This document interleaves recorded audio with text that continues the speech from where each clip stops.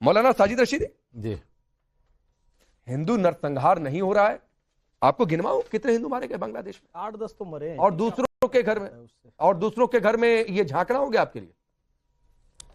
देखिए नरसंहार की जो परिभाषा है यह तो आप उसको समझना नहीं चाहते। ले रहे हो भैया, एक बार सुनिए पहले, यह तो एक बार सुनिए पहले। यह तो आप उसको समझना नहीं चाहते या जानबूझकर समझकर उस पर जो है मासूम बन रहे हैं। जैसे अभी चंद्रमोहन से कह रहे थे ना कि मासूम बन रहे हैं, शायद आप भी मासूम बन रहे हैं। जेनोसाइड कहते हैं जैसे हिटलर ने जर्मनी में किया। अच्छा।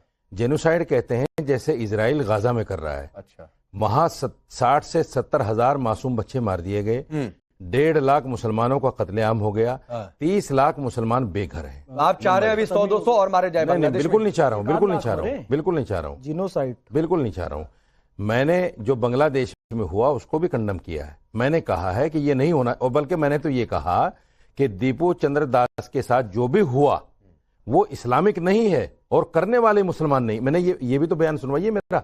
ये बयान नहीं सुनवाया, वो भी सुनवाया। हाँ, तो मैं ये कह रहा हूं, लेकिन अगर परिभाषा जेनोसाइड की ये है जो आप बांग्लादेश को लेकर चल रहे हैं, तो फिर मैं आपको एक आंकड़ा देता हूं। अच्छा। उस आंकड़े को जरा सा आप धैर्य से सुनिए और फिर उस पर बात कीजिएगा।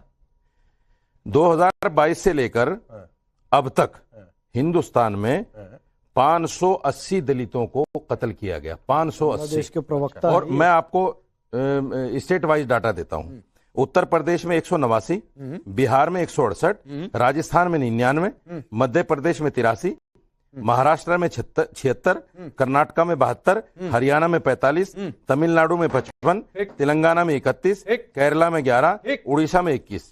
अब एक मिनट डेटा खेलेंगे। मैं पूरा कर लूं। नहीं, एक मिनट मैं पूरा ही करने दे रहा हूं सर। देखा, अब ये भी बताइए रामनवमी पर कहां लिंचिंग हुई? ये भी बताइए कहां नए साल के कार्यक्रम पर पथरा हुआ? कहां महावीरी जुलूस में निकला? कहां नवरात्रि में दुर्गा जी की मूर्तियां रखी गई, वहां पर किसने बवाल खड़ा करने की कोशिश की? मुझे ये भी डेटा दीजिए साजिद रशीदी कि धार्मिक नारे लगाकर सरतन से जुदा करने की बात हुई और कितने लोग मारे गए, ये भी डेटा मैं दे रहा हूं। पहले डेटा दीजिए सर। मैं दे रहा हूं। आप डेटा खेल रहे, पहले डेटा दीजिए। ये डेटा निकालिए, उठाइए मोबाइल और डेटा दीजिए। ये एनसीआरबी का डेटा। नहीं तो डेटा निकालिए ना। सुन तो लीजिए, डेटा निकालिए, सुन लीजिए। रामनवमी पर भी आऊंगा मैं। और एक एनसीआरबी का डाटा एक और है। 52 लोग और मारे गए, जिसमें 42 मुसलमान हैं और 10 हिंदू हैं। ये भी एनसीआरबी का डाटा है। और ये मुसलमान जो मारे गए, ये जय श्री राम का नारा लगाकर मारे गए। ये मोब लिंचिंग की गई इनकी बात। मैं पूछ तो रहा हूं। सुन लीजिए ना। ठीक, सुन लीजिए। दुख नहीं होना चाहिए भाई, जैसे हमें आपको भी नहीं होना चाहिए। आप मुझे तो सबका मरने पर दुख होगा। नहीं, आपको दुख नहीं हो रहा। तो सब जगह होता है, जहां एक इंसान मरता है उसका भी होता है। अभी 6 दिन पहले हरिओम वाल्मीकि को मार दिया, अभी 6 दिन पहले अथर को मार दिया, सब्जी वाले को। इससे जस्टिफाइड हो गया बांग्लादेश में? जस्टिफाइड नहीं है। दास का मरना, जस्टिफाइड। आप देखें, व्यूअर्स के बाद बात ही नहीं की प्रतिक्रिया। ये जस्टिफिकेशन नहीं कर रहा हूं मैं ये कह रहा हूं नहीं तो अगर ये सही फैज खान बोल रहे हैं, आप दिग्विजय सिंह को जस्टिफाई कर रहे हैं। अगर मैं एक्शन करिए, एक्शन। मैं सुन तो लीजिए, मेरी पूरी बात सुनिए, पूरी बात सुनना चाहिए। मैं कह रहा हूं अगर बांग्लादेश में जेनोसाइड है, चलिए मैं मान लेता हूं आपकी बात, बांग्लादेश में जेनोसाइड है। अच्छा, मैं मान लेता हूं। इसको भी तो जेनोसाइड मान लेता हूं। इसको भी कहिए ना, मान लेता हूं। इसको भी जेनोसाइड मान लेता हूं ना। ये मुसलमानों के साथ, दलितों के साथ जो हो रहा है, गाजा में आप झांक ले फैज खान, ये गाजा में जाकर झांक ले तब ठीक है, लेकिन बांग्लादेश में कोई देख लिया करे, दूसरों के घर में कहीं झांकोगे? अन्याय है, न्याय नहीं है। देखिए, बात ही नहीं जाने। बात ये है, 3 मिनट आपने बोला, 10 दफा टोक दिया साहब, 3 मिनट आपने बोला।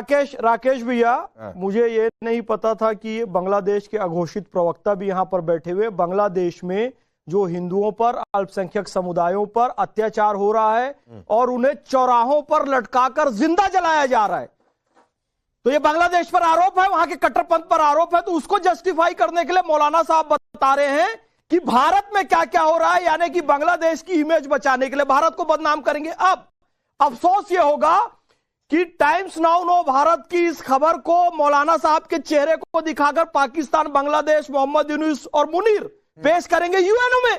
भारत में मुसलमानों पर अत्याचार हो रहा है कहेंगे, वो तो पता ही नहीं। और फिर उसके बाद, वो तो पता ही नहीं। फिर उसके बाद सारा सोशल मीडिया पर है। किसी स्थिति में नहीं रहेंगे। सीधी सीधी बात है, ये पाकिस्तान और बांग्लादेश को लाभ पहुंचाने के लिए काम कर रहे हैं। इनके अकाउंट की डिटेल की जांच होनी चाहिए, इनके घर की जांच होनी चाहिए, ये किन किन लोगों से जुड़कर आपका एड्रेस भी पता करना चाहिए, आप रहते कहाँ हो। 8-10 हिंदू तो मरे हैं, आपका एड्रेस भी पता होना चाहिए, आप रहते कहाँ हो। क्या होता है आपका राकेश पांडे भैया, कम से कम 1 लाख मरना चाहिए। 8-10 हिंदुओं के खून से मौलाना का पेट नहीं भर रहा है।